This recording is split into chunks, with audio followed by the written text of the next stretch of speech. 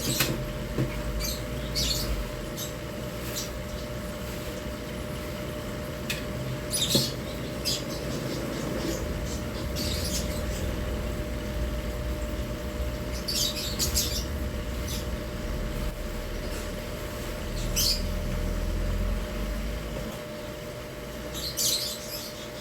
Plant Kids! Nandito na naman po tayo.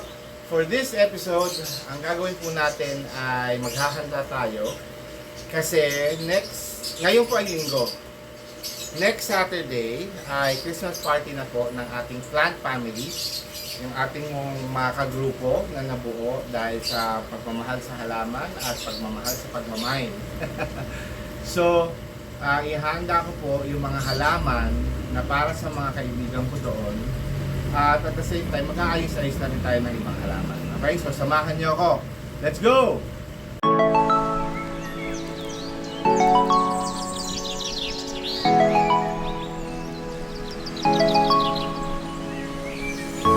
Okay, so ito na nga po, yung ating bagong, unang-unang halaman na gagalawin. Ito po ay magkahalo. Kasi originally, parang ano to gusto ko to na parang variegated burl marks talaga. Okay, kaso merong isa na parang sinubukan ko na buhayin kasi reverted siya. Reverted na variegated burl marks. Wala rin nangyari kasi puro naging green lang. Kaya ito, karamihan makikita nyo puro green. Pero meron naman yung variegated pa rin. So ang gagawin ko, ihihiwalay ko na po yung green at yung variegated burl marks na lang ang iiwan ko sa pasong ito. Ngayon, meron pa ako isang pasong nakahanda dito. Pag-iisipan ko lang ngayon kung yung burl marks o yung regular burl marks o yung variegated ang itatanim ko dito.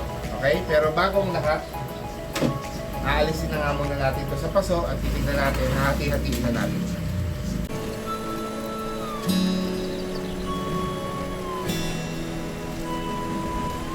Gusto ko kasi siyang matanggalan ng lupa ng buo. Kasi ayokong magkaputol-putol yung ugat. Pwede naman, mabubuhay na to. Pero ayokong masyadong although ginambala natin yung ugat.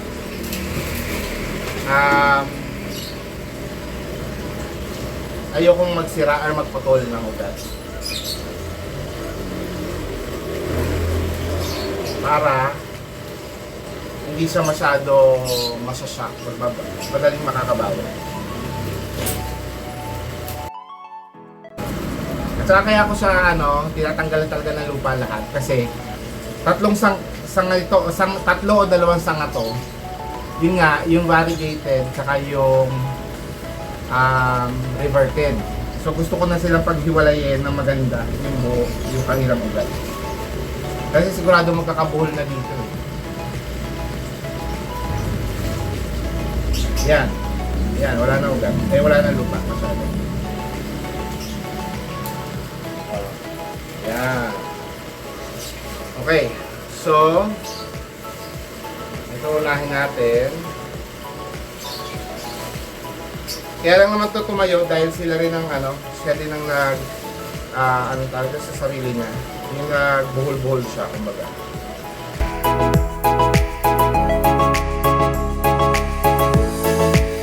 Kung mapapansin niyo ito sa loob, ditong ginagalaw ko ngayon.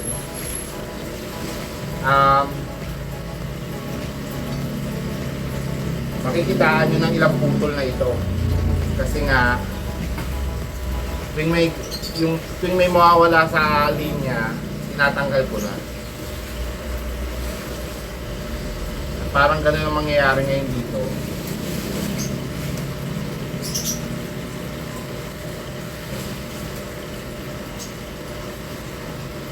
Kasi masyado ng buhol-buhol yung ugat.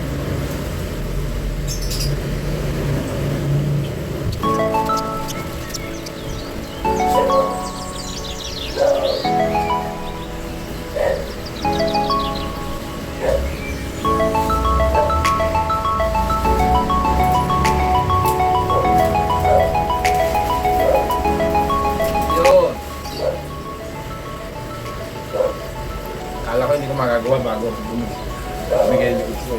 Ayan. Yeah. Okay? So, naka 1 down tayo. Apparently, putol-putol na to. So, i-adjust ko na lang to sa isang paso. Ayan. May mga ugat na naman siya kahit napupul siya. So, okay lang. Pero sigurado lulungkot.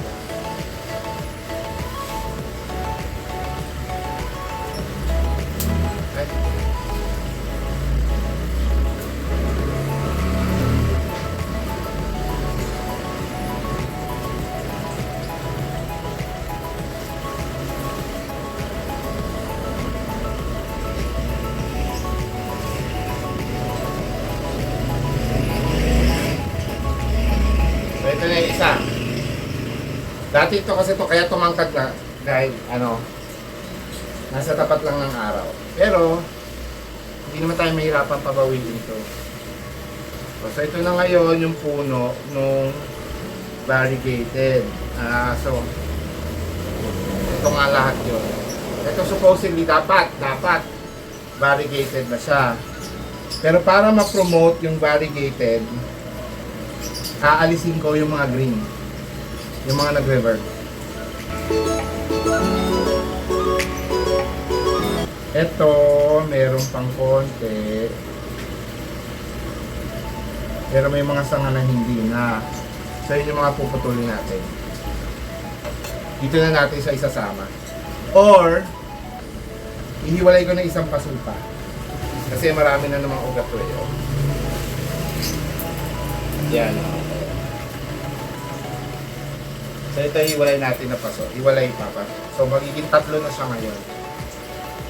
Ito, medyo may mga green. Tanggalin natin yung mga green.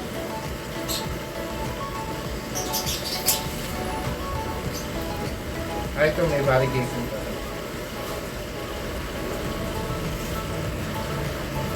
Ito, may variegation pa to.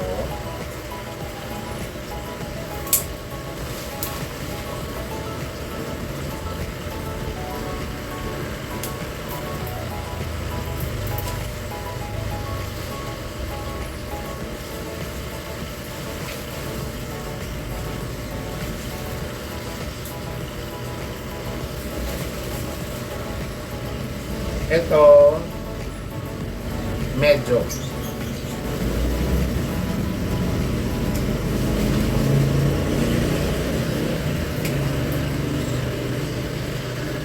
So ito, isasama natin dito sa kabila. Ito yung mga strong variegation, yun yung pagsasama-samahin.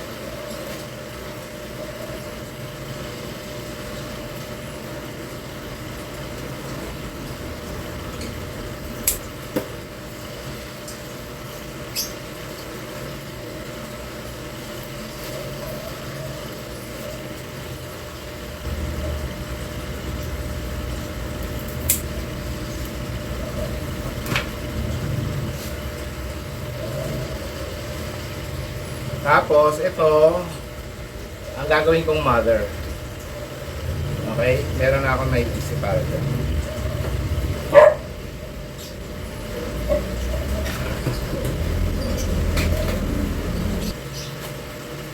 So, ito na po. So, since dumami, yung magiging pagkakahati-hati ng original plan. Ayan. So, ito, dito na natin ilalagay.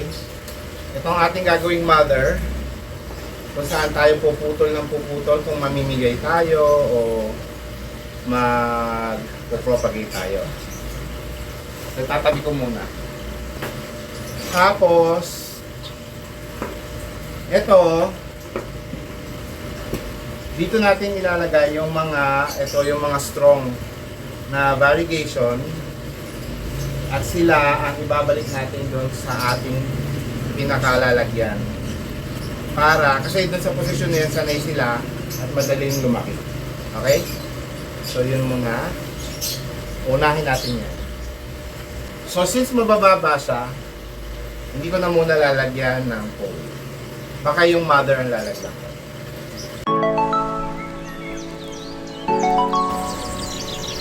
Then makalagyan ko na rin pala. Para meron silang magiging guide pag tubo, pagtaas.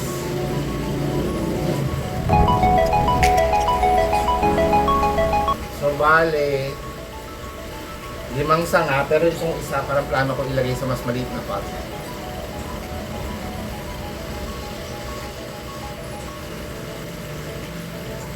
And then, naisip ko rin, makapagawa ko ng... Wala pa yata ganito yung nanay ko. So, bibigyan ko yung nanay ko.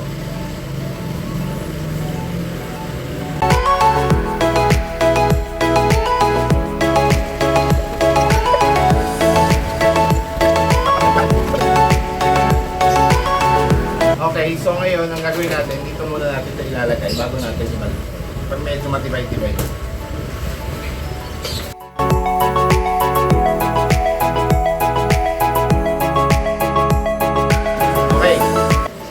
Isunod na natin itong ibibigay ko sa nanay ko.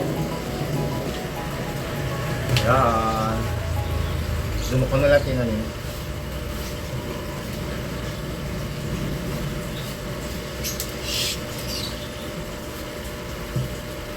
Isunod natin itong yung mga tawag dito, yung mga nagbe-birth.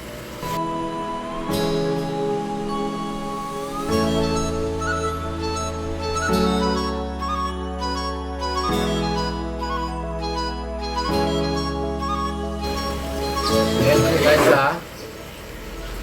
reverted bago tayo mag-mother.